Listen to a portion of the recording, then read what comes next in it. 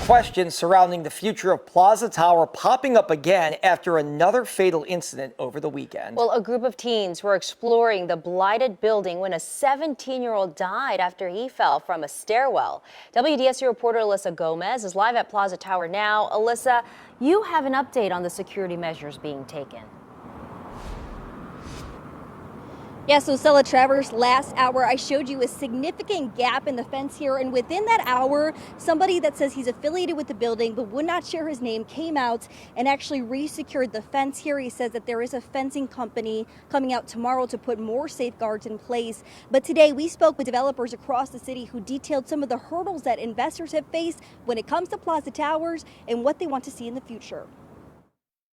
Developers say it's a scar on the city's skyline. All the great people who are coming on the Gulf Coast, the Mardi Gras Railroad, Amtrak to New Orleans, this is the first thing they see. Real estate investor Woody Koppel also sees it every day, with property of his own just across the street. We got tons of businesses down here that are operating and doing great things, and then you have one bad player here. According to the city, Alexandra Land and Development still owns the building. The LLC previously operated by late real estate developer Joe Yeager. I think it should be an iconic use, and Joe had planned, and I was working on it with him, to make it a multi-function, mixed-use development. You know, a hotel, apartment, short-term rental, retail. When Yeager passed in 2024, those plans fell through, and now the building is left in business limbo. I just think it's had a myriad of issues from the very beginning.